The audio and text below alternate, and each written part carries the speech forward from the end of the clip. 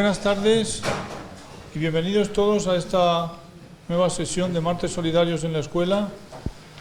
A partir de este momento todos somos ya universitarios de esta asignatura que es Hidráulica aplicada a proyectos de desarrollo, en la que insertamos algunas tardes una actividad, digámoslo así, seguida o impartida por ponentes externos. Y en este caso yo quería hacer una mención especial a la entidad que les soporta, que es Manos Unidas. Hace unos cuantos años empezaron a llegar por acá insistentemente, sobre todo Guillermo y algunos compañeros de Miguel también. ¿Dónde estás, Miguel? Y bueno, pues Emilio, por supuesto. Y pues pasados, no sé, unos meses, un par de años, se nos pide participación, colaboración en unos temas interesantísimos de control de calidad del agua y, en definitiva, pues en un proyecto de ellos que es el que aquí nos indica y por el que venimos: calidad del agua, el kit, etcétera, de la UPM, aplicado a un proyecto interesantísimo en Etiopía. Bien, hasta las 8:15 más o menos podemos disfrutar de esta ponencia. Primero Jesús nos expondrá un poquito en qué consiste Manos Unidas, que en la forma, etcétera, lo que él considere. Y pasados unos minutos, pues Emilio e Isabel nos ilustrarán. Bueno, no sé, creo que es Isabel. Sí. ¿Quién viene para ello? También Miguel. Sí, Miguel también. Mire, pueden intervenir todos además, luego tendremos un tiempo de debate en el que intervendremos todos o casi todos. Bueno, entonces, primero Jesús, muchas gracias. Adelante. Buenas tardes a todos. Muchas gracias, José Antonio, y gracias a todos vosotros por venir. Y es un gusto y un placer compartir con vosotros alguna de nuestras experiencias. Yo os quería, como decía José Antonio, pues primero hacer una breve presentación de lo que es Manos Unidas. Supongo que todos sabréis quién es Manos Unidas, sobre todo porque este mes de febrero estamos de campaña. Estamos de campaña de recaudación. Habréis visto en los medios de información, en televisión, en los periódicos, también oído en la radio algún anuncio sobre la campaña de este año, ¿no?, de Manos Unidas. Y además, como casi todos vais a misa, pues el segundo domingo del mes de febrero de cada año, la acuestación, la recaudación que se hace en las iglesias, en todas las iglesias católicas de toda España, va destinado a Manos Unidas, ¿eh? Manos Unidas es una ONG de la Iglesia Católica y es una ONG de desarrollo, con D, una ONG de desarrollo. Sabéis que hay ONGs asistenciales, como puede ser el Banco de Alimentos, Cáritas, aunque Cáritas también se está metiendo en temas de desarrollo, pero Manos Unidas exclusivamente hacemos y desarrollamos, y valga la redundancia, proyectos de desarrollo de las personas, ¿no? El otro día yo oí aquí, y se oye en esta misma aula, pues oí el símil de que una ONG asistencial da los peces para comer y una ONG de desarrollo da la caña y enseña a pescar. De lo que se trata es que una vez que ya la ONG deja de ayudar, de tutelar a los beneficiarios, pues estos sean capaces de generar ya sus alimentos, ¿no? El objetivo principal, bueno, y único y final de Manos Unidas es la lucha contra el hambre, es erradicar el hambre en el mundo. Sabéis que hay muchos, cientos, no sé si son unos 830 millones de personas que pasan hambre en el mundo, ¿no? Entonces nosotros ponemos nuestro granito de arena para tratar de que cada vez haya menos personas, aunque desgraciadamente en los 2 últimos años se ha producido un incremento de personas que pasan hambre en el mundo, ¿eh? Ha pasado ahí, me parece que de unos 824 a 832 millones aproximadamente. No es que sea muy relevante los 6 millones, salvo para los 6 que les toca, evidentemente, digo, en cuanto a la cifra relativa, pero lo que es importante es poner atención por el cambio, ¿no?, por el cambio de la tendencia, en lugar de bajar, pues que haya empezado, ¿no? Esta ONG Manos Unidas, pues podemos presumir de ser de los más eficientes del mundo. ¿Y por qué eso? Pues porque fundamentalmente estamos formados por voluntarios. Todos los que estamos aquí somos voluntarios. En total, en Manos Unidas somos unas 5.500 personas. De estas 5.500 hay 140 con contrato laboral y, por lo tanto, con salario. Es el número mínimo de personas que se necesita para que la ONG exista, funcione y demás, ¿no? Y tenga continuidad. Pero los otros 5.360 personas somos voluntarios, personas que desinteresadamente pues aportamos parte de nuestro tiempo pues a esta ONG para ayudar a los más necesitados, ¿no? Decía que estamos en época de cuestación. Bueno, el presupuesto de Manos Unidas, lo que recauda al año, estamos entre 47 y 50 millones de euros al año. El dinero proviene pues por una parte de las donaciones fundamentalmente, y luego también proviene de acuerdos con instituciones y con empresas. Del total del dinero recibido, un 13% viene de fondos públicos y el 87% de fondos privados. Y este dinero lo invertimos y estamos haciendo proyectos en 3 continentes, donde hay países denominados del sur, ¿no? Como es América, África, Asia. En América invertimos aproximadamente el 26% de nuestro presupuesto, en África se lleva el 49%, evidentemente es el continente más necesitado. Los que hemos tenido la oportunidad de visitar proyectos en ambos continentes vemos que hay una gran diferencia. Todos son pobres, todos necesitan nuestra ayuda, pero la pobreza en África es más extrema que la que puede haber en América, ¿no? En Latinoamérica. Y estamos también en Asia, como decía, que con un 25% de nuestro presupuesto. Los sectores en los que actuamos, pues está educación, salud, agua y saneamiento, derechos de la mujer y equidad de género, derechos humanos, derechos a la tierra, derechos de tipo legal, de tipo fundamental, los derechos fundamentales del ser humano, ¿no?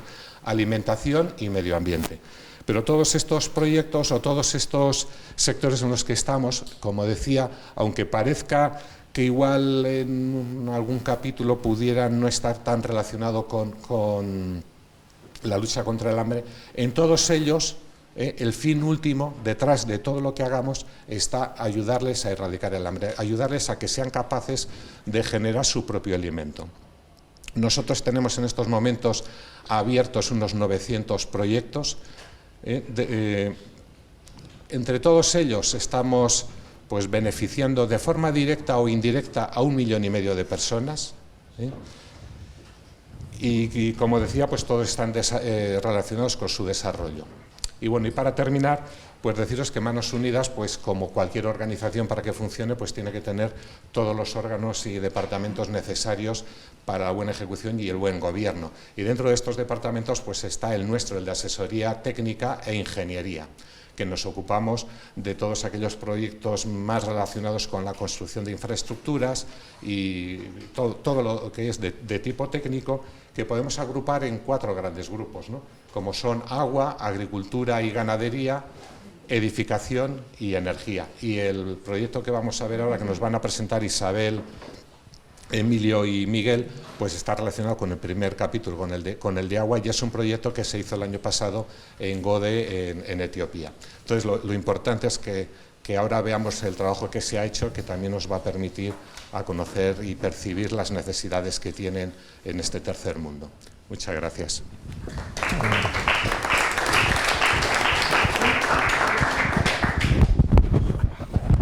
Hola, buenas tardes. Mi nombre es Emilio Blanco y bueno, pues trabajo en el departamento como voluntario. Estoy jubilado, como muchos de nosotros, y aprovechamos la experiencia y los años que hemos estado trabajando en la industria, pues para aportar nuestro granito de arena a las gentes que lo necesitan.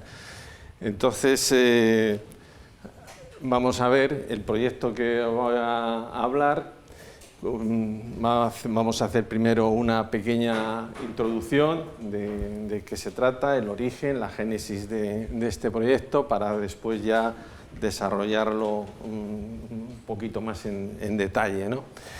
Se trata de un proyecto de planta de tratamiento del agua del río Sevele y la aplicación del kit de calidad que, como ha dicho José Antonio, pues surgió de un desarrollo de esta escuela, de esta casa.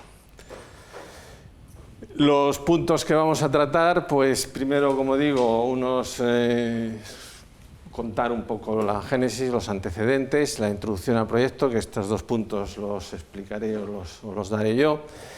Y después Miguel os describirá en más detalles el proyecto y cuál ha sido el proceso de su realización, ¿no? Para terminar, Isabel ha estado recientemente, ya una vez terminado aquello, ha estado en una visita de inspección, nos contará sus experiencias, se ha llevado en la maleta un kit de calidad de agua montado aquí en la casa y os contará, que seguro que será muy interesante para vosotros. Con respecto a los antecedentes, pues bueno, como dentro de las áreas de actuación, como decía Jesús, Manos Unidas, pues el agua evidentemente es una de las prioridades, ¿no? Todos los proyectos relacionados con agua, sí, es obvio que sin agua no hay vida, ¿no? Nosotros en Manos Unidas teníamos contactos con una misión, con un misionero que tenía ahí en una provincia, en Gode, cerca de la frontera con Somalia, en la región somalí, y tuvimos conocimiento directo, ¿no?, a través de esta persona, de los problemas que estaban teniendo en los últimos años por unas sequías muy extremas, ¿no? De forma, y siguiendo el símil que decía Jesús de la caña y los peces, pues se proporcionó, porque era urgente y necesario aquello, y se subvencionó durante algunos años varios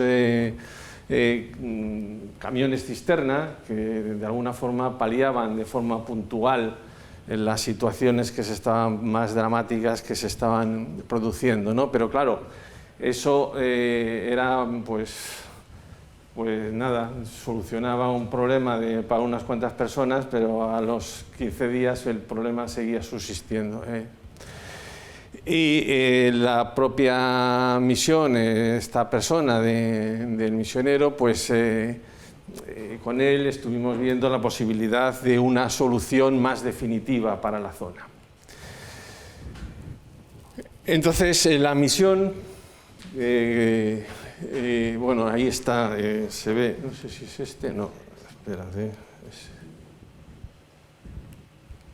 es para atrás.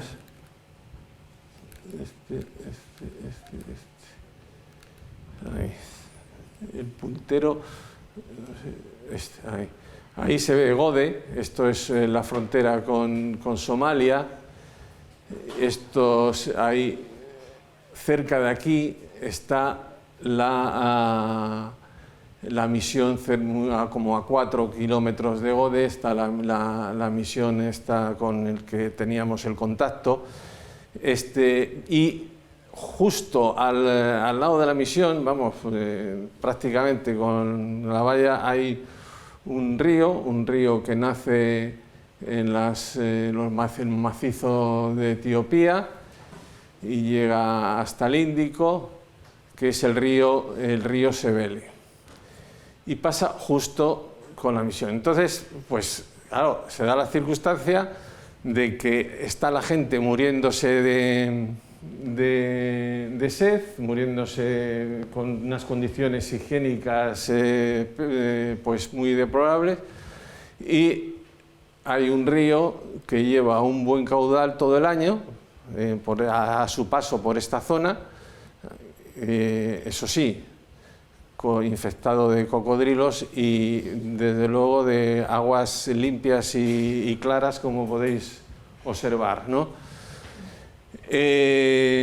para que os hagáis una idea de lo que es Gode, que es una pequeña ciudad de Etiopía, son 150.000 habitantes, con una precipitación anual de 325 milímetros, concentrados en los meses de abril, mayo y octubre y noviembre exclusivamente. El resto de los meses prácticamente no hay ni una gota de agua. Una temperatura media a lo largo del año de 29 grados y con unas temperaturas medias de máxima 35 y mínimo 23.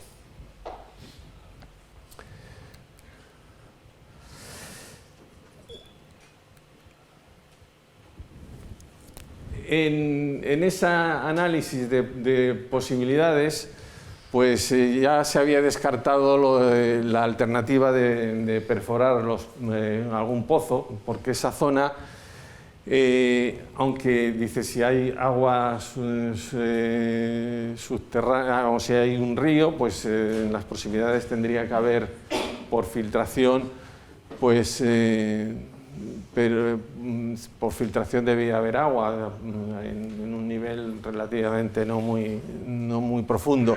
Sin embargo, la salubridad de las aguas subterráneas hacen que los pozos sean inviables en la zona. Es un tema que verificamos, ya por lo visto ya conocido, pero se verificó y efectivamente los pozos encima no era. Y evidentemente pues teníamos la solución del río que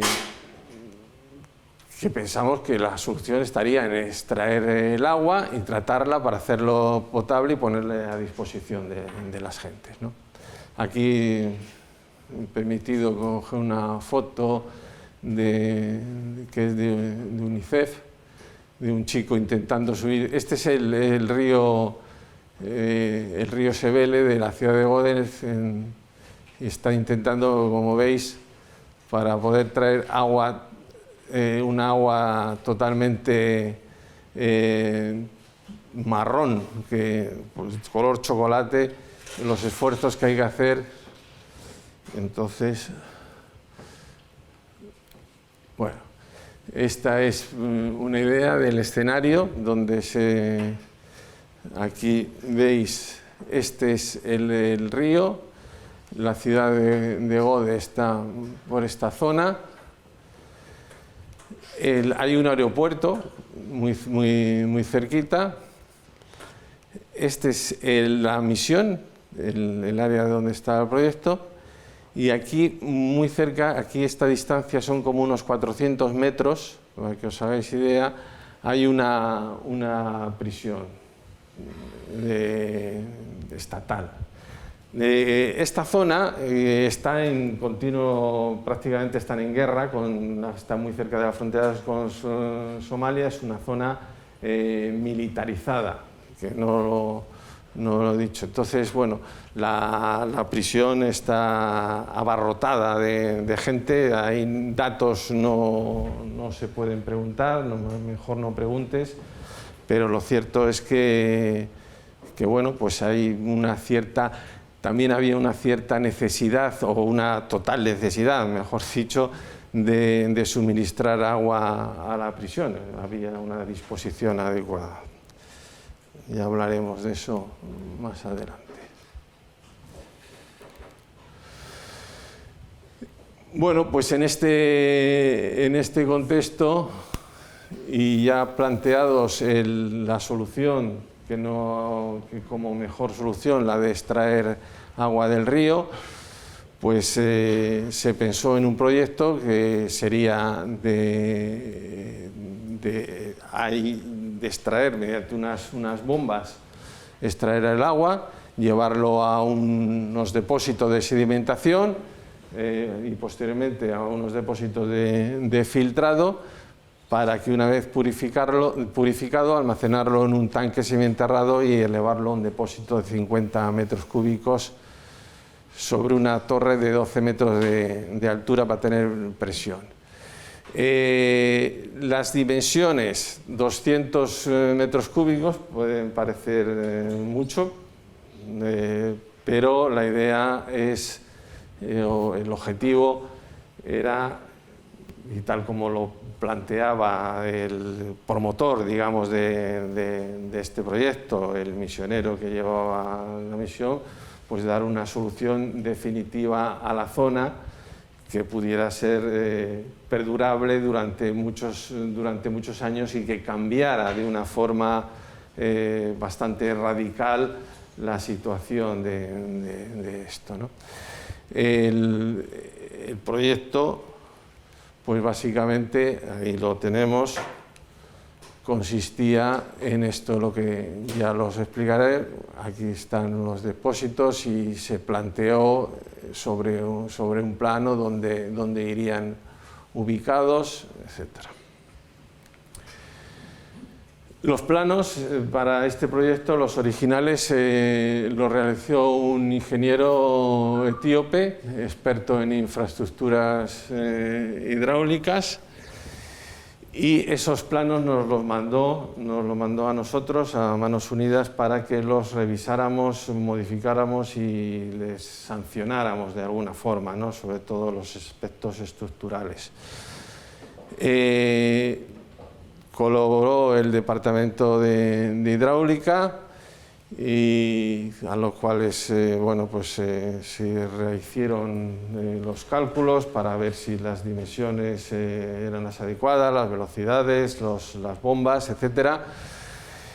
También contamos con colaboradores independientes, sobre todo por la parte estructural. En cuanto a la torre, estamos hablando de una torre de 12 metros y medio, y con un depósito de 50 metros cúbicos en la parte superior, o sea, no es una tontería. Y bueno, el origen, partíamos del agua cruda del río. Ya habéis visto en la foto los altos niveles de turbidez, que son tal cual, o sea, era agua de chocolate, y con elementos en suspensión y con elementos patógenos con seguridad, como digo, pues aparte de animales y cocodrilos y eso, pues también la parte de Gode, como habéis visto, está aguas arriba, con lo cual era de esperar que también había ahí una concentración importante de patógenos de coli, etcétera. El objetivo, pues disponer de agua con una calidad aceptable para llegar a abastecer a una población de hasta 20.000 personas. Contando, bueno, pues la Organización Mundial de la Salud establece un mínimo de supervivencia de 15 litros, bueno, eso es muy relativo, ¿no? Pero por hacernos una idea. Pues por mi parte eso es lo que ahora Miguel os va a contar un poco.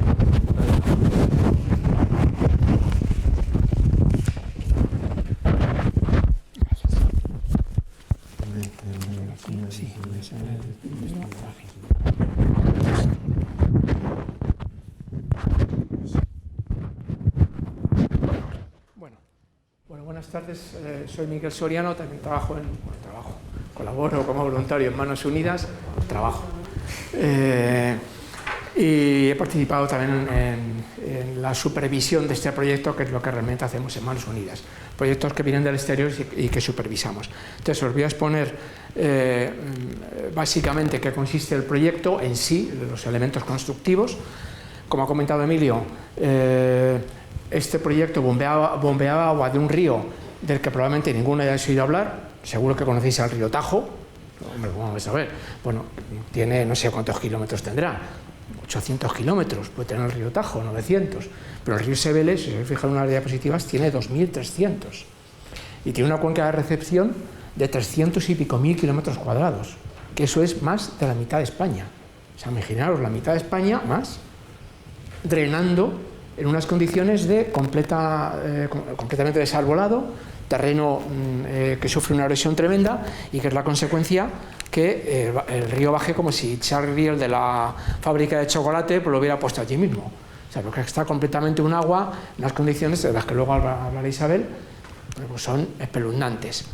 Había una caseta ya preexistente de bombeo, desde la cual pues, se bombeó el agua hasta un sedimentador, que es este que está aquí. Estos son los elementos, los 4 o 5 elementos que constituían 5 elementos que han constituido el sistema.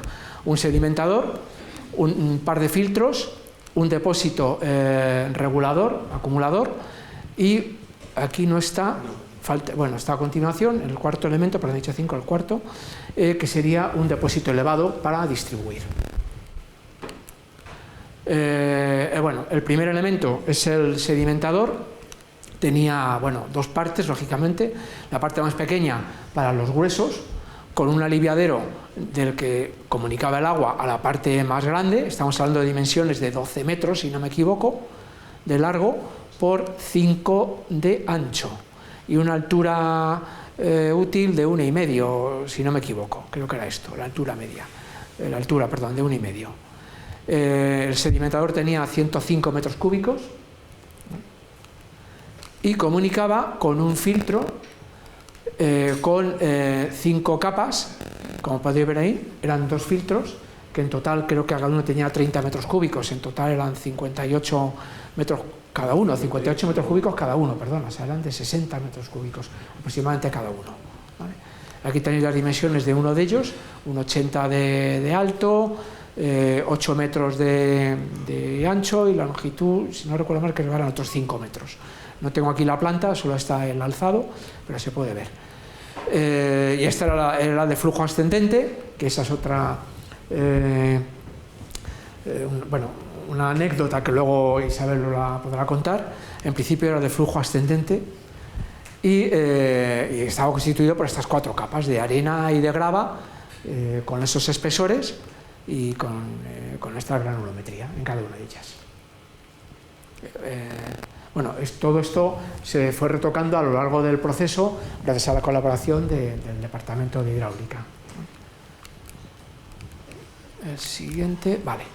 De los filtros pasábamos a un depósito enterrado de 200 metros cúbicos con una losa de 29,5 toneladas, un diámetro de 10 metros, que esto también tiene una anécdota que ahora os contaré posteriormente. Veis ahí, bueno, ya casi la voy a adelantar, veis ahí un pilar, pues ese pilar no estaba en el proyecto original y afortunadamente este proyecto era de los de 8, o sea, no de matrícula, pero era de los de 8 de todos los que recibimos en Manos Unidas, pero bueno, pero aún así tenía defectos importantes como no haber calculado un pilar central para soportar el peso de una losa de 30 toneladas.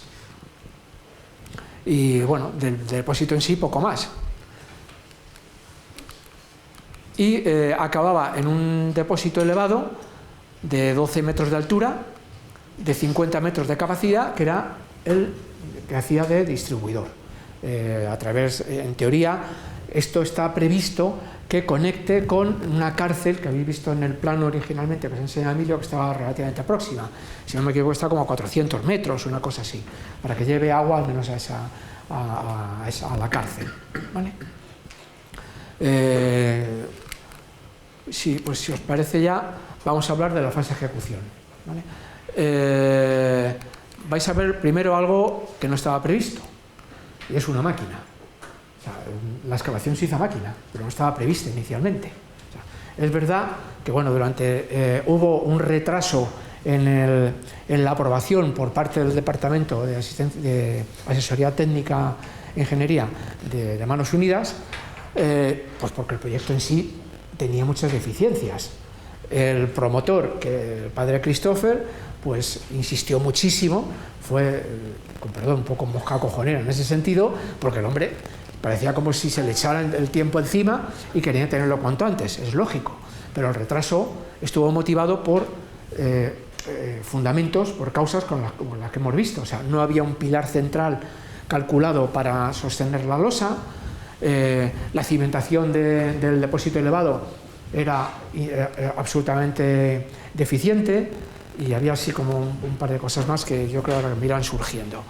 Eso ocasionó un retraso importante que, afortunadamente, como consecuencia del conflicto que hay entre Etiopía y Somalia, que se recrudeció, pues gran parte de la obra civil que estaba prevista en alrededor se paró, y él pudo tirar de una de las máquinas que había por allí para poder hacer la excavación. Y eso nos permitió ponernos al día en el PER. Bueno, el diagrama de PER de un proyecto de esto no existía, pero bueno, por lo menos nos permitió situarnos en el tiempo a lo que estaba inicialmente previsto. Pero todo lo demás se hizo como le gusta a Esperanza Aguirre, a pico y pala. O sea, pero literal, o sea, a pico y pala. Entonces, pues bueno, ahí vais viendo el proceso de excavación, de hormigonado, el pisón, creo que están ahí, el pisón que para hormigonar que están utilizando, totalmente manual, vamos, o sea, y ya veis que la construcción, pues eso, a pico y pala. Estamos hablando de un diámetro, creo que eran de 10 metros y 200 metros cúbicos. Esto es el depósito enterrado, ¿vale? Como podéis ver, los sistemas de construcción pues son muy artesanales. Esto es el filtro, perdón. Ese es el filtro, la construcción del filtro.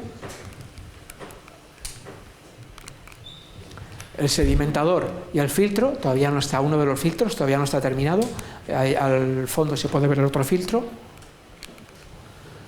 Aquí ya más avanzada la construcción de los dos filtros, el sedimentador que está aquí delante y esto que es el depósito enterrado, de 200 metros cúbicos.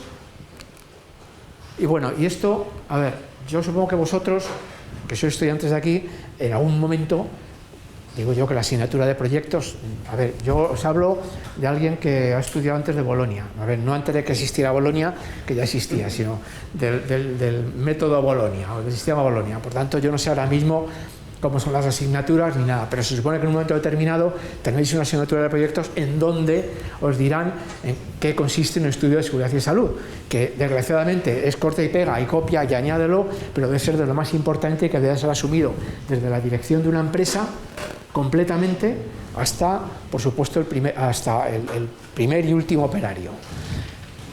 Esto, como comprenderéis, a ver, no lo vamos a poner exquisitos, pero desde luego esto, un estudio de seguridad y salud, pues no pasaría, o sea, no pasaría de un aprobado. Imaginaros cómo se está construyendo, o sea, es realmente, bueno, pues adaptado a la situación. Pero bueno, para que veáis un poco de cómo se construye por ahí fuera, ¿vale? Estamos hablando que son 12 metros de altura, lo que tiene este depósito elevado. Bueno, con una vista general con el río al fondo. Esto sería, si no recuerdo, pues tenía que ser el decantador, sí, exactamente, el primero. Esto es el decantador, eso es.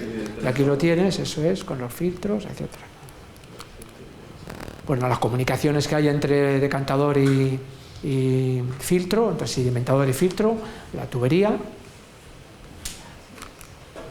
los dos filtros ya construidos, igual, otra visión de decantador y de los dos filtros. Otra, bueno, igual, decantador, sí, igual, los dos filtros, aquí ya se va viendo igual la obra un poquito más avanzada, con el depósito enterrado, el sedimentador, decantador con los dos filtros, y el depósito elevado, ya construido. Bueno, el presupuesto fueron 174.000 euros, 5,8 millones de BIR, a un cambio de 30 BIR por euros aproximadamente, pues 174.000 euros. Que luego subimos encima de los 200. Bueno, pues sí, pero bueno, aquí estaba incluido el IVA también, que es otra de las causas que originó también un retraso, efectivamente, porque no, en el proyecto original no incluyeron el IVA de la zona, el impuesto de la zona. El reparto del presupuesto, pues como está aquí recogido, un 30%, el mayor importe del presupuesto, fue en el depósito elevado. un 20% en el grande, en el enterrado, de 200 metros cúbicos, y el resto en el sedimentador y el 9% en el filtro. Y yo creo que con esto podemos pasar a la visita de inspección que hizo Isabel, en donde va a contrastar la realidad de la construcción. Bueno, a mí me gustaría una última, que luego si acaso se puede comentar en el debate, hablar acerca de la importancia que tiene el consumo con el funcionamiento del sistema. Es decir, cada uno de los elementos, fundamentalmente,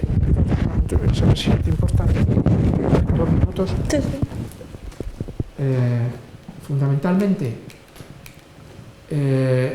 el filtro y el sedimentador tienen que tener unas velocidades que inferiores a 1 y entre 0,125 y 0,25, si no me equivoco, que están lógicamente condicionadas por el sistema, o dicho de otra manera, el sistema de consumo condiciona también estas velocidades, y a su vez el sistema de bombeo y de cuánto podemos acumular en el sedimentador, cuánto tenemos que sedimentar, está correlacionado con el filtrado y con el consumo.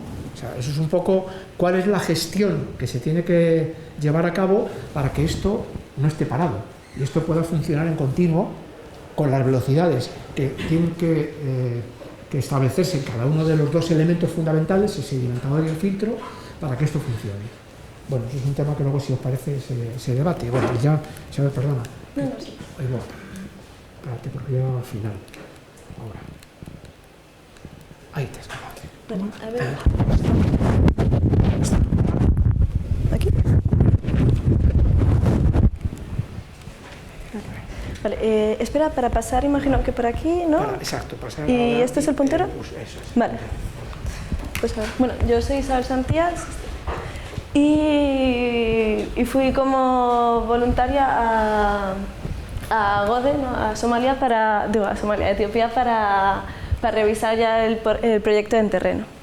Y bueno, primero os voy a explicar un poco la misión. Pues bueno, aquí tenemos una diapositiva, ¿no? Donde se puede ver que ya en Google Maps sale la obra que se ha realizado. Y bueno, pues la misión, ¿no? Pues es el proyecto Tamara, que consiste en la reinserción laboral de mujeres prostitutas que, debido al conflicto existente con Somalia, pues muchas mujeres de la zona alrededor de Gode fueron a la ciudad para, pues, engañadas en principio, pues, en busca de algo de trabajo, y al final acabaron prostituyéndose. Y luego, debido a la prostitución, pues algunas acabaron teniendo hijos, y debido a ello, pues sus familias ya no pueden volver con ellas porque las rechazarían al haberse prostituido. Y el proyecto en sí busca reinsertarlas mediante la explicación mediante talleres de costura para que aprendan a coser y luego puedan hacerse proyectos y así autofinanciarse y luego, pues, conseguir independencia económica. Y estas mujeres, pues algunas tienen SIDA, por lo que se exige que para participar vayan al hospital que hay en Gode, que muchas personas que padecen SIDA no acuden a tratárselo porque socialmente, si vas al hospital, hay un área que está separada del resto, y si ya saben que vas a ese área, pues ya saben que tienes SIDA, por lo que no quieren que les excluyan, ¿no? Y ese era uno de los principios, ¿no?, que tenía el proyecto, como el de exigir que las mujeres se comprometieran también a ello. Y estas mujeres, como tienen hijos, pues dentro del proyecto se incluyen unos cuidados para sus hijos mientras ellas están en clase y puedan trabajar. Y bueno, este es el autobús que se financiaba para recoger a las mujeres desde la ciudad y llevarlas a la misión.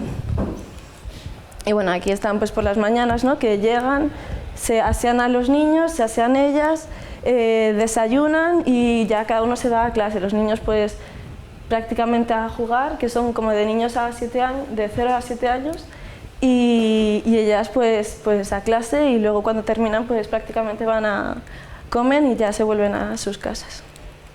Y bueno, aquí pues eso, centro de cuidados.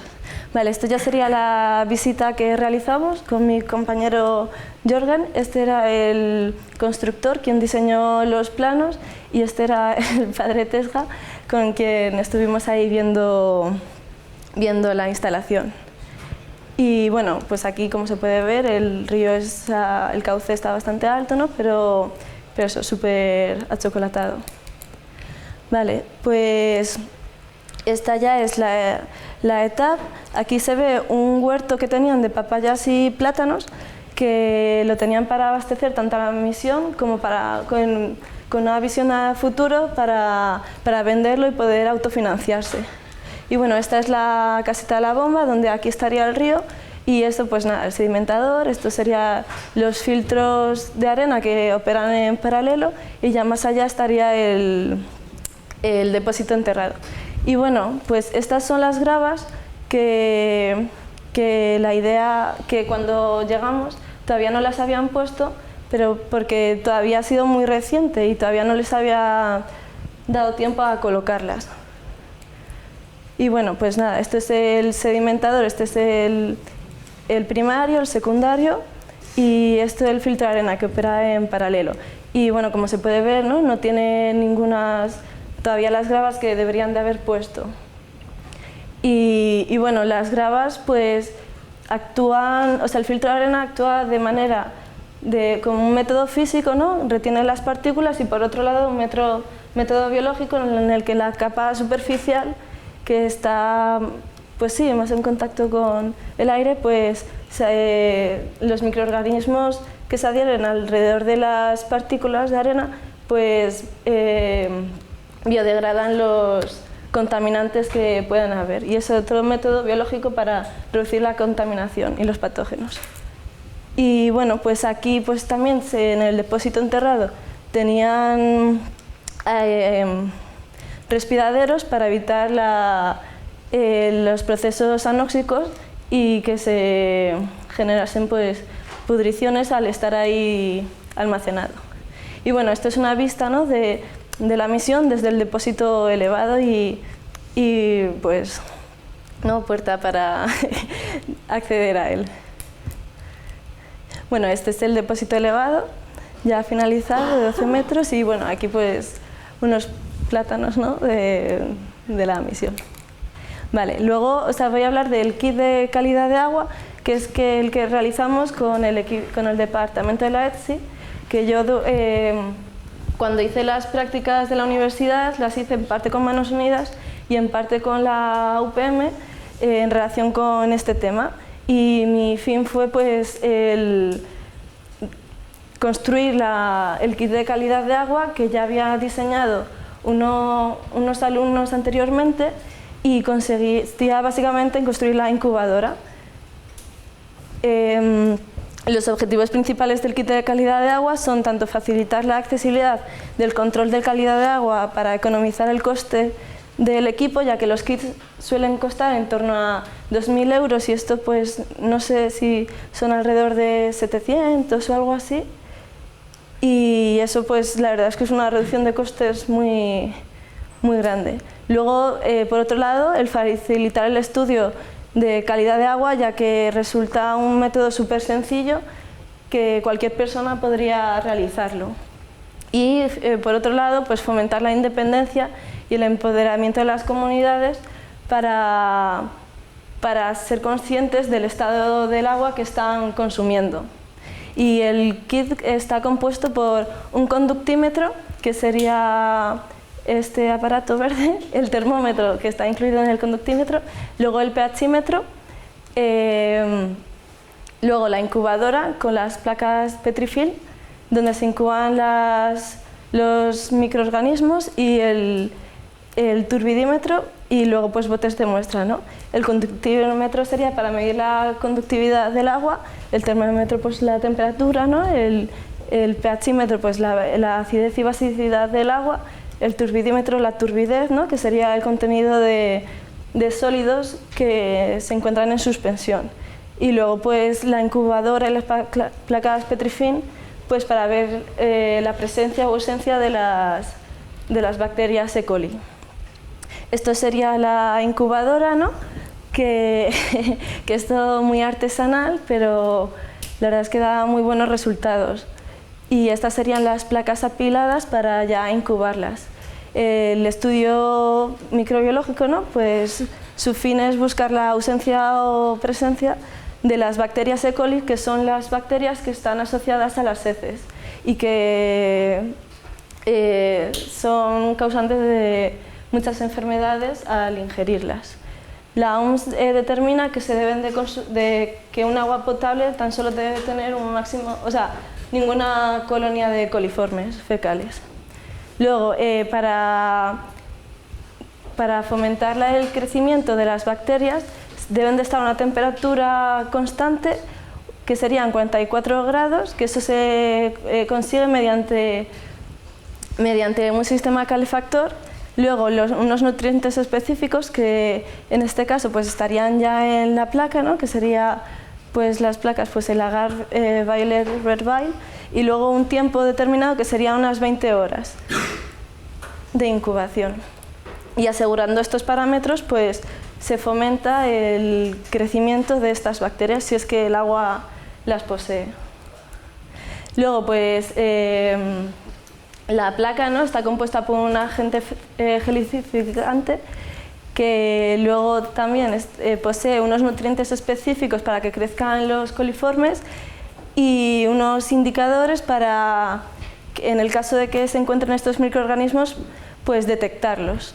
Luego el agar VRB, pues ese sería el medio de cultivo, que estaría compuesto principalmente de lactosa, que es la fuente de carbono que consumen los microorganismos para crecer. Y luego los compuestos selectivos, pues estos compuestos inhiben las bacterias gram negativo, por lo que se favorecería el crecimiento de las gram negativo, que sería la de las coliformes.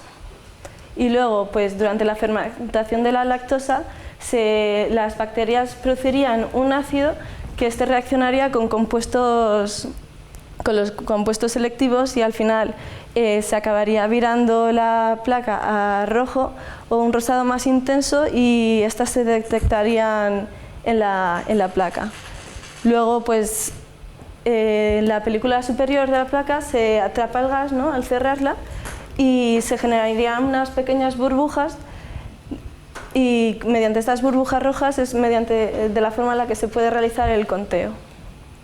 Y bueno, esto sería la forma ya, o sea, aparte de la inspección, pues nuestro fin era llevar el kit de calidad de agua para que ellos, pues al igual, o sea, como método de abastecimiento, pues buscan tanto. O sea, el fin sería también que se autofinanciase mediante la venta del agua, ¿no? Por lo que deben de garantizar que el agua es potable. Y este sería, pues yo lo que hice fue llevar el kit, medirlo con ellos e instruirles para que ellos ya fueran totalmente independientes y fueran compartiendo el conocimiento entre ellos y pudieran pues realizar un seguimiento del estado del agua. Pues aquí se sale midiendo la temperatura, luego la conductividad eléctrica y luego finalmente el pH. Este sería pues aquí se estaría midiendo la turbidez del agua mediante el turbidímetro, que es un aparato que también se construyeron aquí en los laboratorios. Y el conductímetro consiste en un tubo de plástico con una X al fondo y lo llenas de agua y luego pues el objetivo sería ver la X que está pintada, y si no ves la X vas retirando agua hasta que finalmente la acabes viendo, y en función de la altura a la que se encuentre pues tiene unas medidas u otras, por lo que la concentración de sólidos en suspensión será diferente. Y bueno, pues aquí pues se pueden ver, ¿no?, cómo estaban participando y midiendo la conductividad del agua, digo la turbidez, perdón.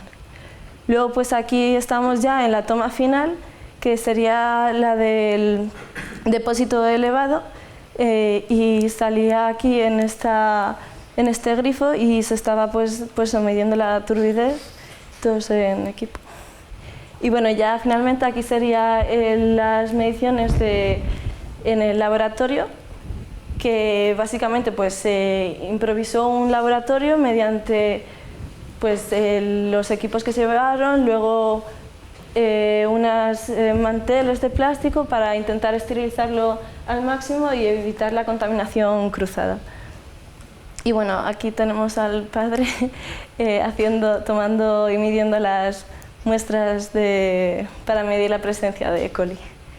Y bueno, pues aquí sigue midiendo la contaminación. ¿Vale? Y bueno, pues principalmente es un método súper sencillo e intuitivo y muy metódico, por lo que al repetirlo una vez ya se entendía con facilidad el mecanismo y ellos pues pudieron repetirlo con gran facilidad y luego ya pues perpetuarlo. Simplemente había que tener muy claro ciertas bases, ¿no?, para evitar la contaminación cruzada y el respetar, ¿no?, ese orden y limpieza con las muestras, con lo que se recogía y el método de medir cada parámetro. Y bueno, pues este es un ejemplo, ¿no?, de la tabla que se realizó, donde se indicaba la localización de cada muestra, luego la temperatura, la turbidez, la conductividad, la basicidad y acidez, luego el número de muestras de coliformes fecales y luego pues las observaciones que pudieran haber. Los límites determinados por la OMS son que de turbidez debe ser un menor del 5 NTUs, luego de conductividad menor de 450 miligramos litro y de acidez pues que tiene que rondar entre los 6 y los 8,5. Y luego debe de haber 0 colonias de coliformes fecales. Y bueno, los rojos son los que cumplen la normativa de la OMS. Y bueno, pues por ejemplo, en este caso fue curioso, como os he comentado, todavía no habían colocado las arenas del filtro de arena, por lo que el agua, al estar estancada, porque todavía no estaba en total funcionamiento, pues estuvo durante un mes, ¿no?, por lo que el agua estancada pues tenía una concentración de coliformes mucho mayor que el agua del río, que está fluyendo constantemente.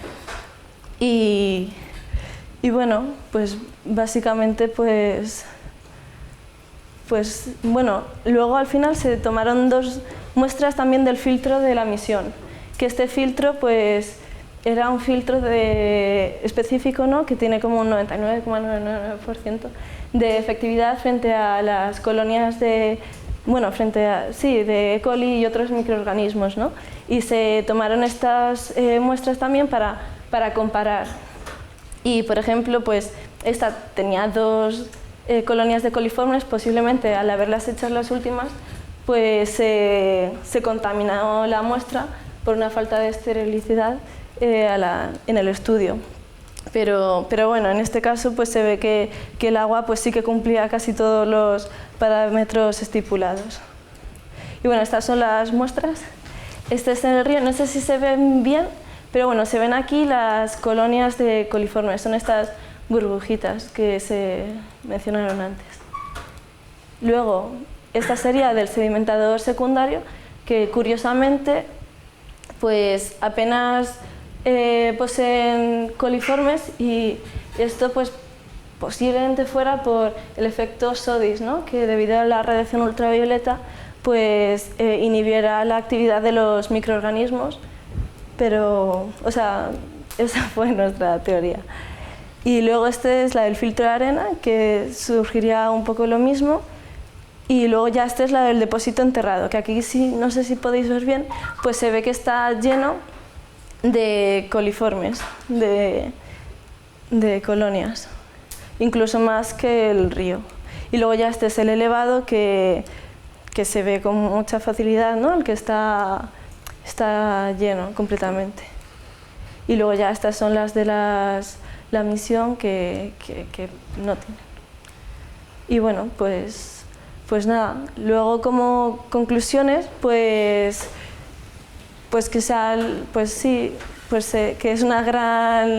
que se ha logrado realizar una gran obra que genera grandes beneficios tanto a la zona y como a los beneficiarios y perdurará durante muchos años, ¿no? Que es el fin a la hora de realizar un proyecto de desarrollo, que no es algo puntual y que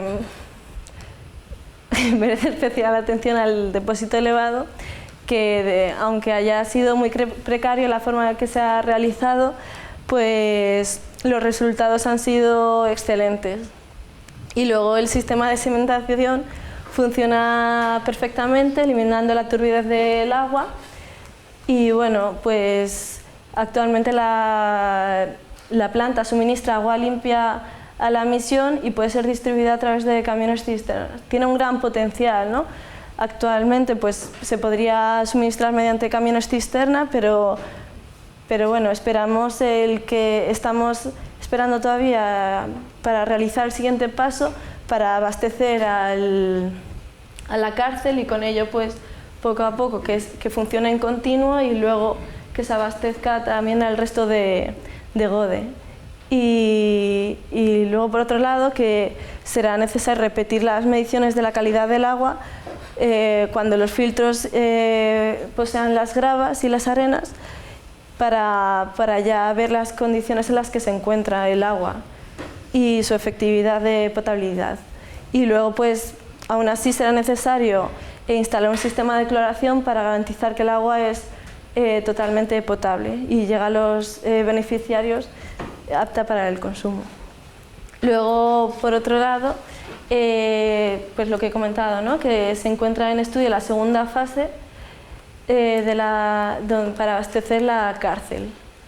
Y bueno, pues el equipo de la misión ha entendido que el agua limpia no es necesariamente potable, porque al principio cuando yo llegué me comentaron eso, ¿no? Que maravilla, ¿no? Que el agua ya era transparente, que genial, ¿no? Que qué bien, pero claro, un agua no porque sea transparente implica que sea potable, porque puede estar concentrada de microorganismos patógenos. Y en este caso, pues al haber hecho mediante el kit de calidad de agua, pues ellos han podido ver de forma visual que la concentración de E. coli era súper alta. Y bueno, afortunadamente no consumían el agua todavía, ¿no? de la ETAC y en ese sentido pues se ha prevenido pues este problema, ¿no? Pero se espera que ya coloquen las gravas y cloren el agua. Y bueno, y en ese sentido pues sí que han sido conscientes, ¿no? De la necesidad de verificar el estado del agua para consumirla. Y bueno, y luego ya pues de forma experimental pues que el kit resulta muy sencillo y fácil de asimilar para cualquier persona, tenga formación o no. Y bueno, en estos casos de desarrollo nuestro fin es llegar a todo tipo de personas. Y nada, pues queríamos dar las gracias a la ETSI por habernos ayudado e invitado a dar la charla y luego todas las personas que han colaborado para poder crear este proyecto ahí en Etiopía, ya sea tanto los que lo han financiado económicamente como a los que han invertido su tiempo y conocimiento para realizarlo.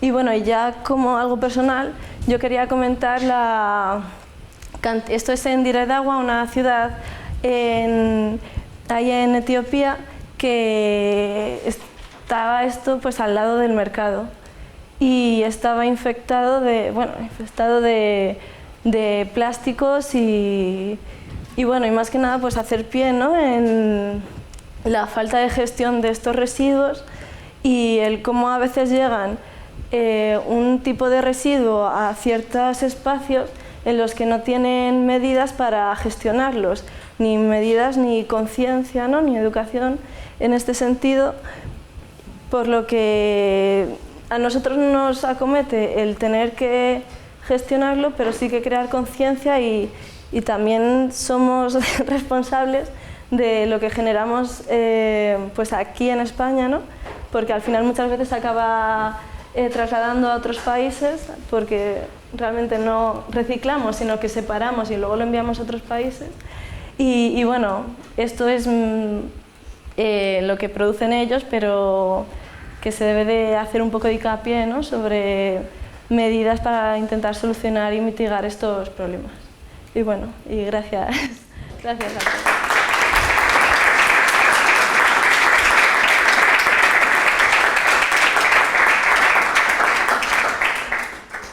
Que no sé si tenéis alguna duda. Sí, yo tengo una duda. Vale. Es que no entiendo mucho el proyecto, porque se coge agua del río con un motor que es un generador que gasta la luz. Se almacena, se ponen unos filtros que se van taponando como todos los filtros con la arena. Se sube 12 metros y pico, que es un dineral, porque son 50 metros cúbicos, o sea, 50.000 kilos. Para que no lo puedan ver, para regar las plantas, para ducharse ellos. No, claro, el fin del proyecto es abastecer de agua potable. No, vamos a ver. El depósito para el riego no se eleva, para el riego no hace falta elevarle. Para el riego se coge directamente o del río, que hay una bomba directamente del río, o directamente del decantador o del filtro. O sea, las aguas que algunas veces sobran se pueden coger directamente de... O sea, que el hecho de elevarle es exclusivamente para distribuirlo, para que coja presión para poderle distribuir. Entonces los 12 metros es, digamos, la diferencia de cota que hay entre la prisión y la misión y las zonas próximas de Gode. Más o menos están a una diferencia entre 6 o 8 metros de diferencia de nivel, más altas. Entonces tienen que suplir esa diferencia para poder llegar con la pérdida de carga que hay en la tubería, etcétera, y por la diferencia de altura, para que puedan llegar con una determinada presión a las zonas de distribución. O sea, eso es el hecho de elevarle, o sea, no necesariamente es para regar, no hace falta elevarle. Ahora, que hay un consumo de energía, es evidente que hay un consumo de energía, por eso decía lo del coste y lo de la posibilidad de financiarlo mediante un precio, si quieres, simbólico. Eso es algo que ellos tienen que determinar, la misión o los organismos. En el tema de la cárcel, pues no sé cómo lo harán, pero eso es un tema ya entra dentro, digamos, de las cuestiones internas, ¿no? La cárcel les está, de hecho, proporcionando energía eléctrica gratuita a la misión. A partir de paneles solares. Entonces, como contraprestación, ellos les dan agua. O sea, que hay, en fin, que en ese sentido no... Y luego, bueno, sí, el depósito, el motor que sube el agua es eléctrico y sin embargo, el otro pues es uno de gasoil que pero el agua si no es para beber, ¿para qué? ¿Para la cisterna? O sea, el fin es consumirla como agua potable. Para sí, consumo, sí, pero es que para consumo, parte, ¿no? claro, pero bueno. O sea, todavía se acaba de construir, o sea, es muy reciente este proyecto todavía. O sea, todavía se está... Todavía se está esperando a realizarlo por fases, porque es un proyecto demasiado grande como para hacerlo todo del tirón. Pero bueno, el fin es ese y cuando coloquen las gravas, pues luego otro objetivo sería el utilizar camiones cisterna para distribuirlo a través de la ciudad de Gode. Ese es otro, digamos, claro. posibilidad es la de... Claro. hay un- Claro, o sea, cuando Hombre, vamos a ver. o sea, terminado está esta terminado parte. está en las infraestructuras. Claro, o sea, Pero claro, no solo en las infraestructuras, hay una operación, un mantenimiento, una gestión, hay una limpieza, hay un aprovechamiento de lodos, en fin, hay un montón de cosas que esto no es un... Esto es el inicio, o sea, se han creado las infraestructuras para que todo esto sea posible, pero esto no es decir, esto no es una casa que se termina el edificio, hemos terminado, ya vámonos, Claro. vámonos. Esto es un proyecto que está vivo y estará vivo durante mucho tiempo, si requiere pues evolución. Y luego pues la gestión que se haga, la imaginación que puedas tener, pues, como decía, las posibilidades de generar riqueza en la zona están ahí. El agua al final es riqueza. claro, o sea, yo he compartido la experiencia de cuando yo asistí. O sea, que en ese momento, como era muy próximo cuando habían terminado, todavía no habían colocado los filtros de arena, por lo que esta es la experiencia de ese momento. Ahora pues habrá evolucionado bastante más. Es que en la tabla que has puesto parecía Claro, que justo. el filtro tenía más arena en la fase del depósito, No sé algo cuál así es. recuerdo, que había una, he mirado y había una cosa así un poquito. Sí, o sea, Sí, bueno, sí, claro, sí, sí, lo que había comentado, que al estar concentrado... El enterrado 5 y el elevado 8, lo hemos jodido, vamos a peor. Claro, porque en el elevado justamente los sólidos se acababan, pues debido a la gravedad, ¿no? Se acaban depositando en el fondo y justo en el fondo, al recogerlo de ahí, pues la concentración es un poco mayor. A ver, Manos Unidas, cuando evalúa una propuesta de estas, antes ha comentado Emilio que llevábamos bastante tiempo estudiando este proyecto y lo que se ha ejecutado pues es prácticamente en el último año. Entonces, siempre que viene una propuesta de proyecto a Manos Unidas, viene no solo la parte técnica, sino todo lo que conlleva desde el punto de vista de la necesidad a los beneficios que va a traer y también una evaluación de la sostenibilidad. ¿Qué quiere decir esto? La sostenibilidad tiene que ser técnica y económica, no solamente que no se caiga el depósito y que resista, sino que sea económicamente viable.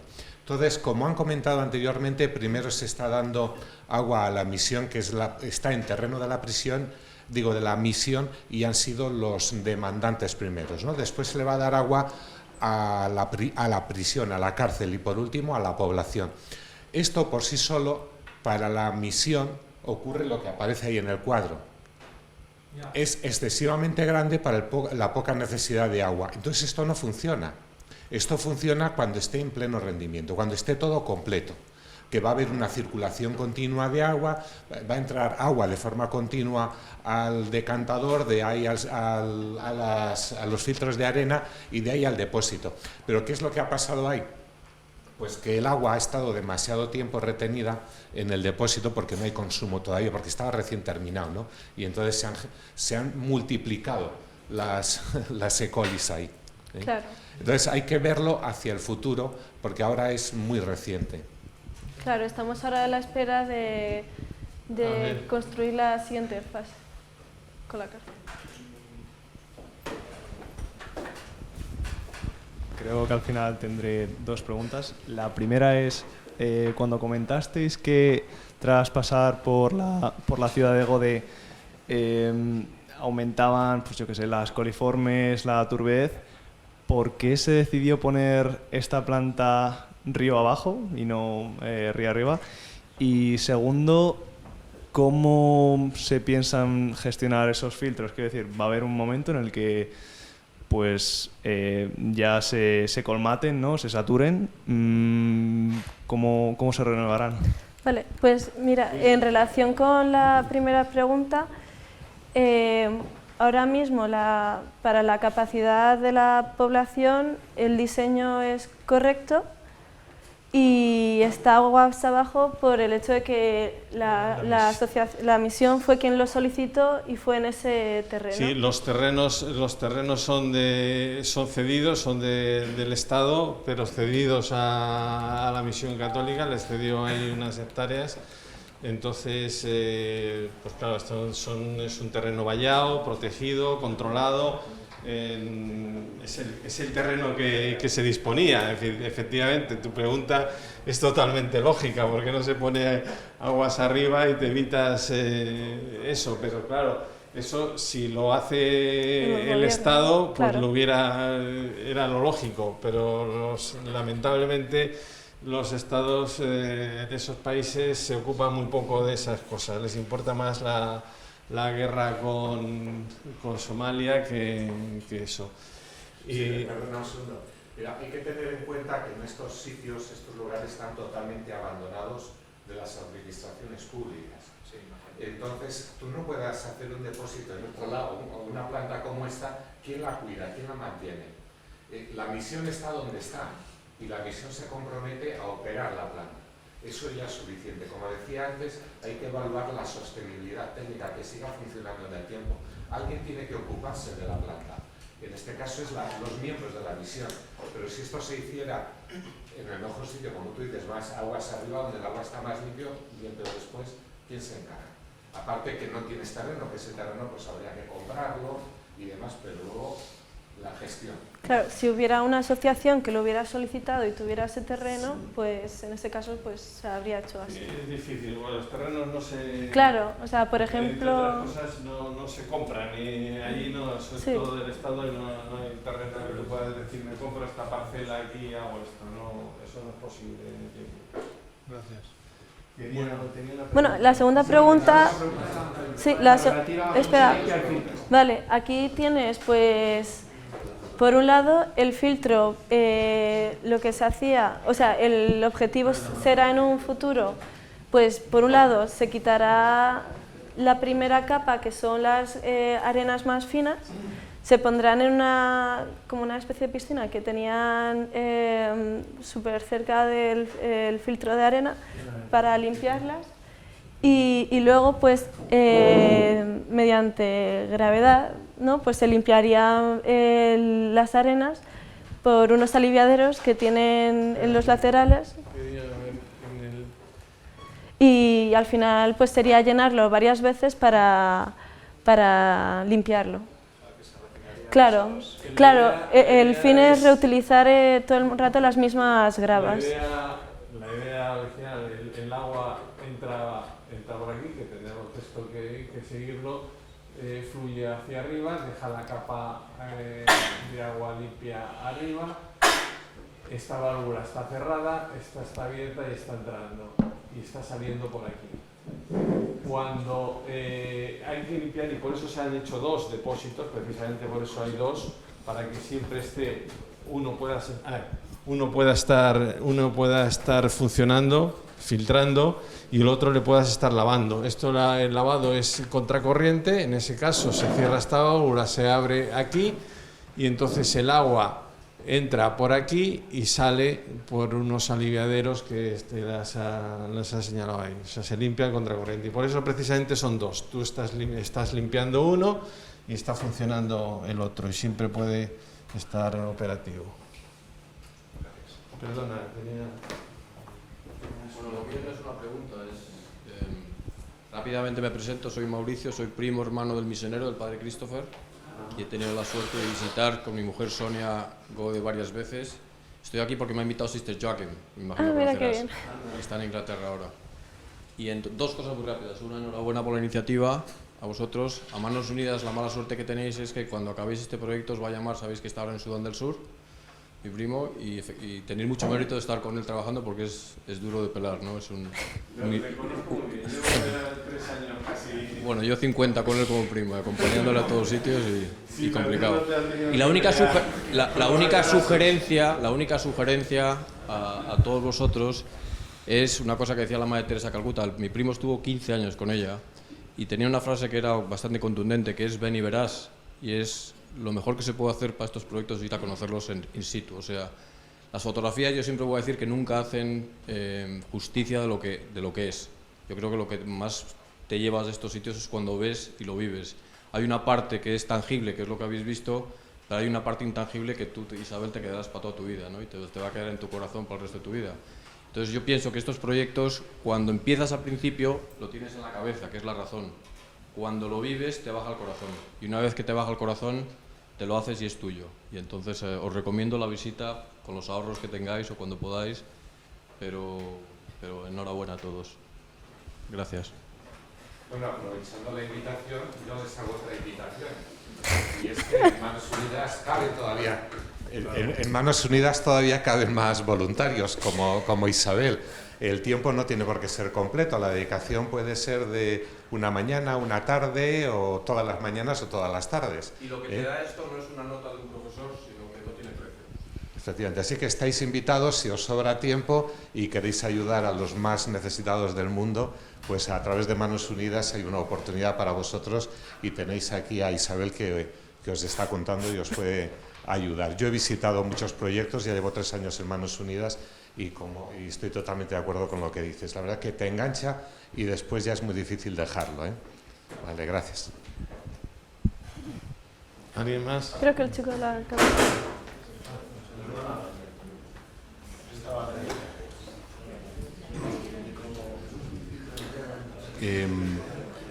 Mi pregunta es un poco técnica en cuanto a lo que es la incubadora, que estamos rediseñándola y haciendo un diseño más optimizado. Entonces, si podéis poner un momento la foto que hay. Claro, yo me llevé la segunda versión, bueno, dentro de todas las versiones que ha habido, me llevé una versión, ahora hay otra que tiene un sistema de recirculación del aire, ¿no? Para refrigerarlo, un ventilador, ¿no? Sí. ¿Dónde está? ¿Lo ponéis en la tapa o abajo? Abajo? Mira, ¿pasa la siguiente? Yo esa versión no me la he llevado. Y lo que es la resistencia que... Vale, espera, vale. Sí, márcalo. Mira, esto sería donde se incuban, ¿no? Y esto sería, pues sí, la resistencia calorífica, ¿no? En plan, que calentaría las plaquitas para mantenerlas. Luego esto sería, pues, la placa donde el sistema electrónico, ¿no? Que determina cómo debe de funcionar, el que llegue al set point a los 44 grados, más o menos 1 grado, ¿no? Y el que se esté regulando constantemente. ¿Y cuántas Petrifilm podías meter dentro Claro, de...? según las... Claro, un máximo de 20. Ponía que se pueden apilar de Petrifilm. En este caso, pues 12 porque eran las que necesitábamos para... Y la lata, ¿no? La lata, bueno... Claro, la lata pues tiene un límite, pero caben 20... ¿Iba en contacto con el suelo de la...? ¿El qué, ¿O dejáis un espacio? Si va en contacto con el suelo... Por debajo, pues sí que... Quiero recordar que sí que estaba en contacto, ¿no?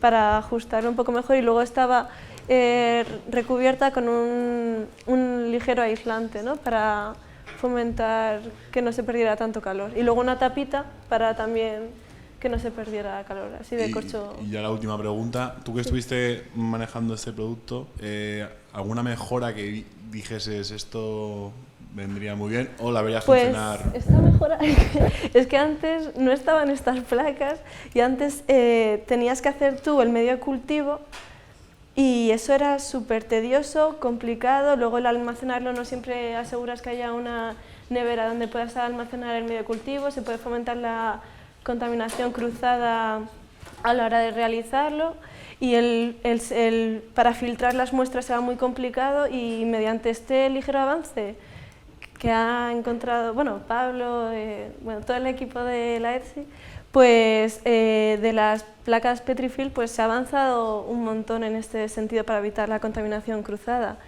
y para facilitar en sí el estudio microbiológico. Y luego, pues, otras mejoras, pues imagino que con la que están haciendo en relación con el ventilador, ¿no?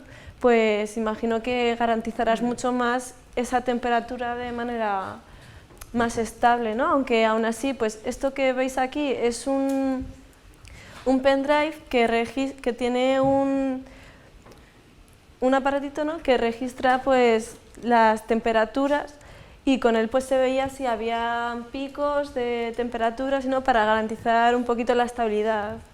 Y pues mejoras, pues la verdad es que yo con esto de la placa estoy súper contenta. Más que nada pues que donde estés, que no haya cortes de luz principalmente. Y bueno, en esta misión pues había baterías, por lo que no hubo problema, pero en otros sitios pues quizás pueda haber estas dificultades, ¿no? Pero aún así la ETSI sí que ha planteado otros modelos, ¿no? En los que se alimentan a baterías y demás. Pues muchas gracias, Isabel.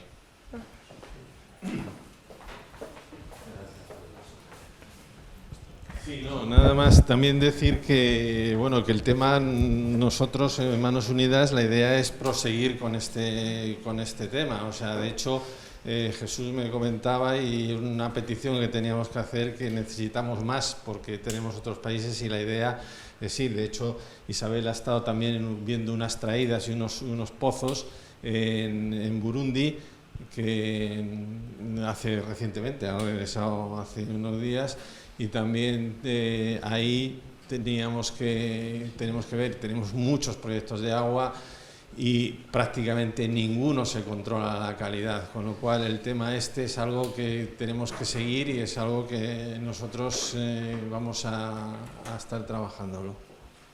Claro, porque ya no solo es el beber agua, sino que este agua sea potable, porque de nada sirve hidratarte y comer si luego todo lo que ingieres lo desechas, ¿sabes?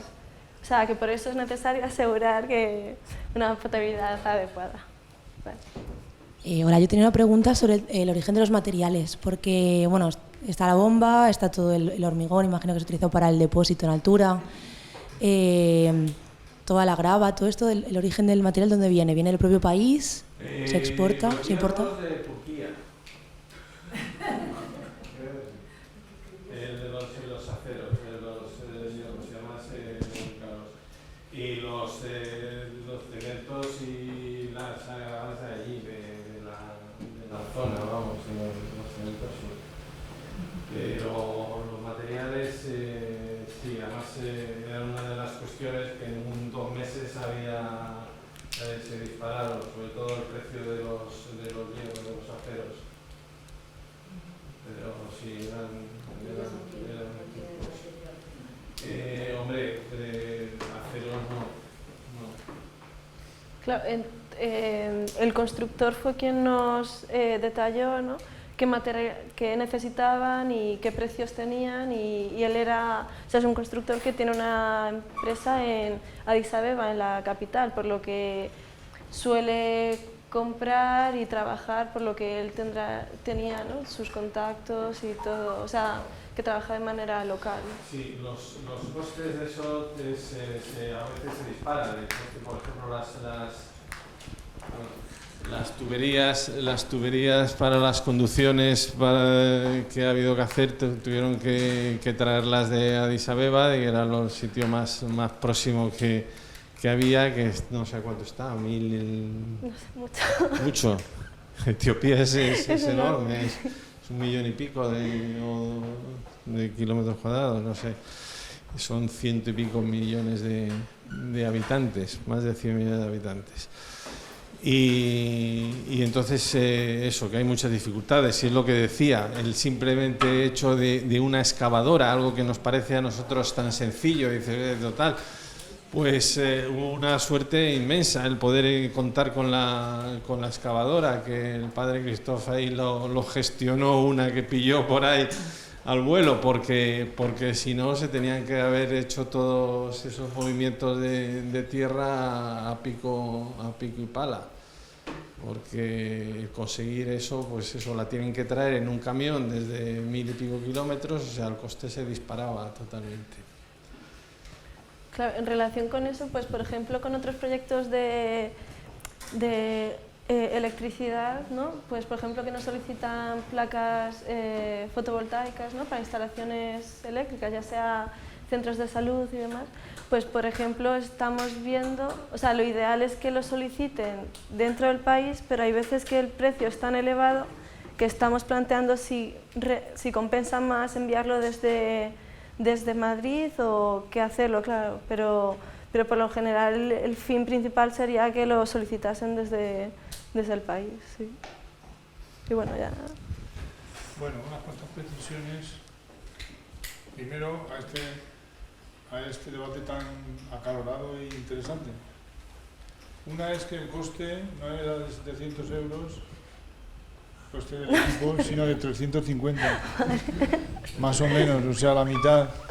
Lo cual es muy importante, dado que nuestra primera adquisición fue en Inglaterra y nos costó 1.700 libras o algo así por el estilo, es decir, mucho más caro. Y por otro lado es que la incubadora ya no tiene ningún parecido con lo que era al principio. Sí. Ahora es mucho más eficaz, eficiente y certera, de lo cual nos alegra enormemente. La limpieza, otra precisión, la limpieza como ha dicho Emilio, se hace a contracorriente, vaciando el filtro y no llenándolo. Y con 2 vaciados está completamente limpio. La presencia de coliformes es un problema y algo habrá que hacer. Bien sistema SODIS, cloración o... Bueno, aquí se ha trabajado, la profesora María Teresa de la parte química y de calidad del agua que nos acompaña esta tarde, lo sabe bien. Se ha intentado pues profundizar en algunas medidas, sobre todo en la desinfección solar ultravioleta del sistema SODIS, Solar Disinfection, pero seguimos en ello. Sí. Hay no obstante una posibilidad no muy evidente, y es porque las arenas, creo que algo has dicho, Isabel, las arenas retienen a las partículas, reducen la velocidad del flujo y también pues promueven la guerra entre partículas. ¿Dentro del método SODIS? No, al margen. Ah. Al margen. La placa que rodea a los granos de arena suele ser también consumidora de bacterias que atraviesan esa zona de flujo. Bueno, y hombre, hay más actuaciones a emprender y a trabajar. Una importante es afinar en los cálculos. Hicimos algunas comprobaciones y esta instalación sirve para un máximo de 100-120.000 personas y un mínimo de 30.000, dependiendo de algunos parámetros, y por tanto pues ahí tenemos que seguir trabajándolo. Pero vaya que la planta es más que suficiente para la población de Gode, uniendo la prisión y otras 3 ciudades más. Bueno, no sé si hay alguna pregunta más hechas estas puntualizaciones. Guillermo. Pues hola. A mí sobre todo lo que más me ha llamado la atención de la charla es que en una cárcel estatal en Etiopía, en la frontera con Somalia, tengan placas solares en la cárcel y sean capaces de intercambiar la energía eléctrica por agua. No, placas solares no he dicho, ¿Qué era? O sea, sí que era... Le llega Ah, vale. Vale. Había entendido que tenía placas solares. No, que tenía energía, pero no placas solares. Vale. Pero procedente claro, yo sí que había entendido. ¿Habías entendido también tú eso? Sí, claro, yo lo he comentado porque en su momento entendí que era así. Es que me parece fascinante que en una cárcel estatal en Etiopía que sea capaz además de intercambiar con agua. Hombre, pero... Eso, que sea capaz de... Eso ya depende de la gestión, es que tendrías que conocer al Padre Cristo. Del personaje, del Padre Cristo. Es un personaje, ahora ha salido, está en Sudán, sur, en los sitios de los más conflictivos que hay y peligrosos, y porque ya a le parecía poco peligroso, se conoce. Entonces, la verdad, como digo, que la gestión, el ganarse a la gente y el conseguir esas cosas, eso ha sido gracias a este hombre, y bueno, pues lo de Eso, pues, como todo en la vida, es que son relaciones personales y muchas veces, o sea, que es que depende de las personas al final. En este caso, bueno, suena un poco así. Claro, o sea, el padre Christopher estuvo, o sea, en torno a 10 años viviendo en Gode. Bueno, alrededor de unos 10 años, ¿no? Y es una persona, pues, con mucha iniciativa, muy luchadora, ¿no? Y que al final se movía por toda la ciudad y que no paraba, ¿no? Tanto que no paraba que al final consiguió esa relación con la cárcel. Y creo recordar, pero esto ya no lo voy a asegurar, que por ejemplo nunca pudo llegar a entrar a la cárcel. Esto era la relación que tenía, pues, con ellos. O sea, porque no le dejaban entrar, realmente.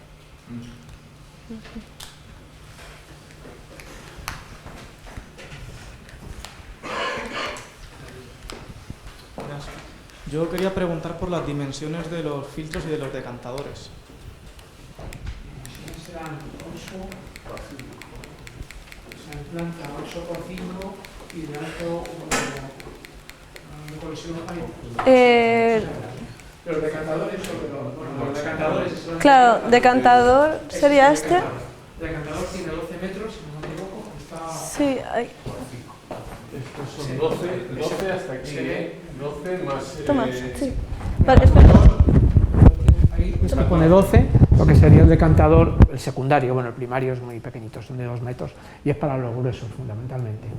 Los gruesos más gruesos. Este sería 12 por 5, creo que está acotado aquí, eso es. Y de altura útil, 1,5. Y el filtro, esos son 105 metros cúbicos en total. Y el filtro tiene 8, la planta no está, creo que eran 5 de planta, y de altura 1,80 hasta la lámina de agua, que si le quitas la lámina de agua pues sería 1,70. Eso sería la medida. ¿Vale? Y son 58 metros cúbicos. Y había 2, lo que han comentado, para ir lavando, y utilizando uno y lavando el otro. Bueno, una relación los áridos son difíciles de conseguir y en algunos casos se consiguen machacando a mano. No sé si alguna vez lo han visto, pero en toda la zona, en toda la región, eso sí hemos sido testigos de ese hecho y hemos manejado y construido con esos áridos. Luego, por tanto, son áridos de machaqueo humano. Manual. Sí, sí. Sí, siempre hay, en cada obra hay una persona allí que siempre está machacando, sentado en el suelo, machacando piedras para tener áridos de distinta granulometría. Respecto al cálculo del sistema, efectivamente el cálculo de comprobación dio como resultado la utilidad para entre 30 y 120.000 personas de uso de esta planta. Pero eso tenemos que seguir trabajando en este tema, ya que llevamos, Javier le ha hecho su pregunta porque llevamos un par de días trabajando continuamente con nuevos métodos de cálculo. ¿Más preguntas?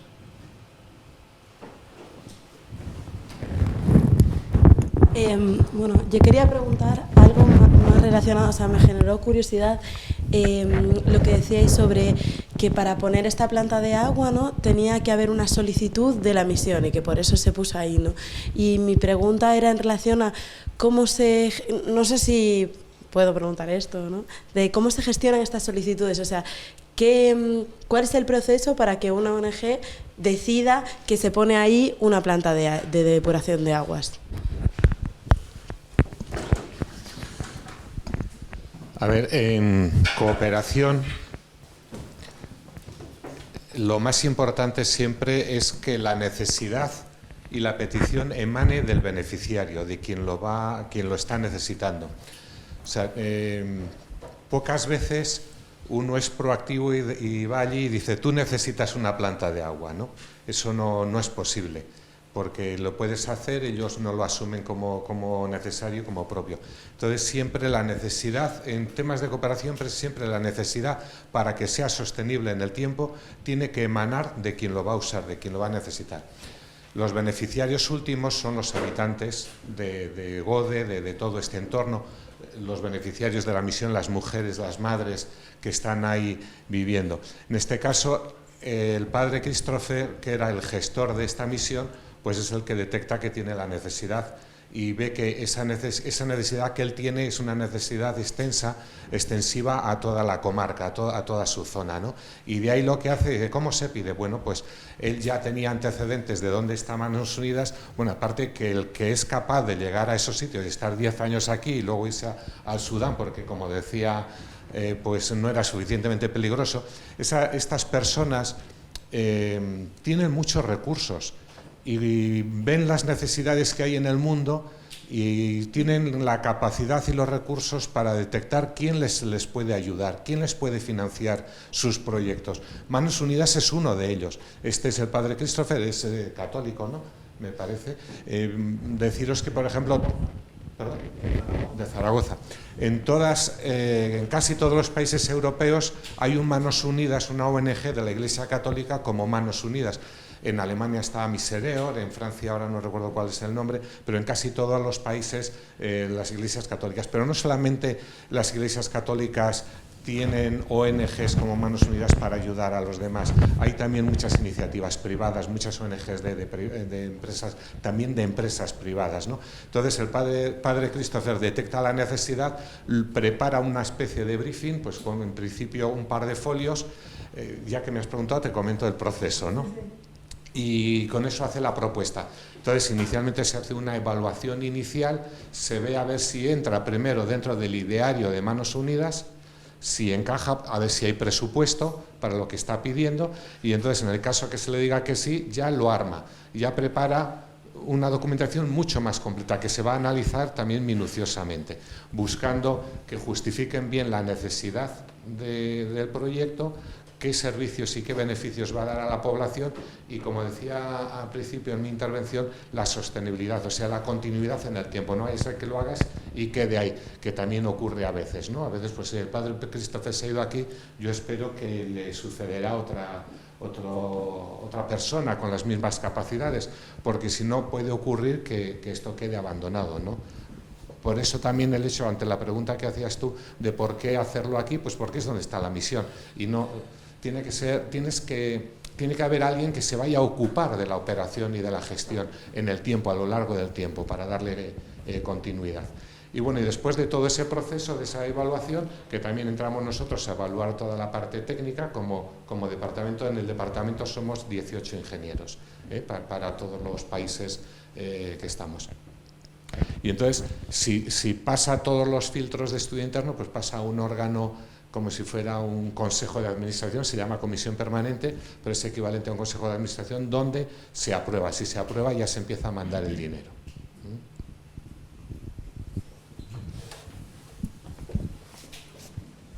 ¿Hay alguna pregunta más? Bueno, yo sobre esto último que acaba de decir Jesús, sí quiero añadir que en general cada vez más se hace caso de las planificaciones de los estados donde se interviene. Quiero decir que no se va, pues como elefante en cacharrería, entrando a saco a resolver problemas de donde no nos han llamado, sino que se trabaja desde otra perspectiva. Y también pues trabajando con la reglamentación local, es decir, por ejemplo, la existencia de coliformes, que debe ser 0, pues hay que hacer caso porque es una normativa no solamente española, europea, sino también de otros países. ¿Algo más? Bueno, sí. No, simplemente decir que en ese sentido, por ejemplo, en este caso, pues una de las cosas que se pidió es la autorización para extraer agua del río, porque nos podíamos encontrar con que de pronto llegan unos señores de allí, del gobierno, y dicen, oye, ustedes están extrayendo aquí agua del río sin permiso. Otro es los terrenos, o sea, entonces dentro de esa documentación que se pide, como digo, se ofrecen todo tipo de garantías, o sea, que tú no estás haciendo algo sin a espaldas y sin el consentimiento del gobierno, porque te puedes encontrar que te lo desmonten o otra cosa es que se lo queden y dicen esto queda confiscado, en fin, hay una serie de requisitos que lógicamente se piden. Sí, añadiendo a lo que decía José Antonio, efectivamente no podemos ir a cualquier país a ayudar a la gente, por mucho que lo necesiten. Hay sitios donde no estamos. No estamos en Libia y seguro que hay gente muy necesitada por motivos obvios. Nos hemos ido de Eritrea. Hemos estado muchos años en Eritrea en temas de agua. Nos hemos tenido que ir porque el gobierno está expropiando todas las infraestructuras que se han ido construyendo. Todo lo que pertenece a alguna orden cristiana, no solo católica, sino cristiana, lo están expropiando todo. Venezuela. Fijaros la necesidad que hay en Venezuela. Estamos ayudando a muchos venezolanos, pero fuera de Venezuela, en los países limítrofes. En Venezuela no, porque no tenemos ninguna garantía de que el dinero llegue. En Cuba, hasta ahora el Estado nunca nos ha dejado ayudar a nadie allí. Entonces es verdad que tiene que haber primero una voluntad, una necesidad y luego una voluntad y un acuerdo con los gobiernos para que te dejen hacer.